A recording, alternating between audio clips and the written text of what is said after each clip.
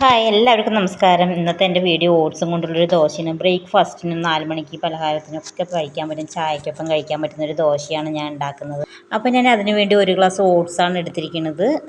അപ്പോൾ അതിന് ആവശ്യത്തിന് കുറച്ച് വെള്ളം ഒഴിച്ചിട്ട് ഒരു 10 മിനിറ്റ് നേരം അതിൽ കുതിരാൻ വേണ്ടി വെച്ചിട്ടുണ്ട്. അതിന് വേണ്ട സാധനങ്ങൾ എന്തൊക്കെയാണെന്ന് വെച്ച് പറഞ്ഞാൽ ഒരു 5 ചെറിയുള്ളി എടുത്തിട്ടുണ്ട്, ഒരു 2 തണ്ട് കറിവേപ്പിലയും, ഒരു ചെറിയൊരു കഷ്ണം ഇഞ്ചിയും, ഒരു 3 പച്ചമുളകൊക്കെ എടുത്ത് കുറച്ച് ആവശ്യത്തിനായ ഉപ്പും ചേർത്ത് നമുക്ക് കുതിരാൻ വെച്ച ഓട്സും കൂടി ചേർത്ത് നന്നായി അങ്ങോട്ട് അരച്ചെടുത്ത് ആവശ്യത്തിന് വെള്ളമൊക്കെ ആക്കി കഴിഞ്ഞ് നന്നായി കലക്കിയതിന് ശേഷം നമുക്ക് ദോശ ഉണ്ടാക്കിയാണ്ടല്ലോ നല്ല മുരുമുരുത്ത ദോശയായിട്ട് നമുക്ക് എടുക്കാൻ സാധിക്കും. കുട്ടികൾക്ക് നന്നായി ഇഷ്ടപ്പെടും. ചായക്കൊക്കെ കഴിക്കാനായിട്ട് നല്ലൊരു ടേസ്റ്റുള്ളൊരു ഓട്സ് ദോശ ഉണ്ടാക്കാൻ പറ്റും.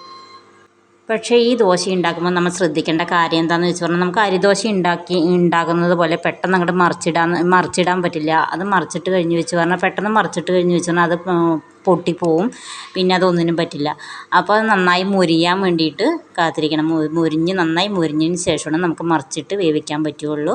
അപ്പം നല്ല മുരിഞ്ഞ ദോശയായിരിക്കും, നല്ലൊരു ടേസ്റ്റും കൂടിയാണ് ഇത്. കറിവേപ്പിലയും ഇതൊക്കെ ആകുമ്പോൾ ചായക്കും കട്ടൻ ചായക്കൊക്കെ കഴിക്കാൻ പറ്റിയൊരു നല്ലൊരു ടേസ്റ്റുള്ളൊരു ദോശയാണ്. കുട്ടികൾക്കൊക്കെ ഇഷ്ടപ്പെടും.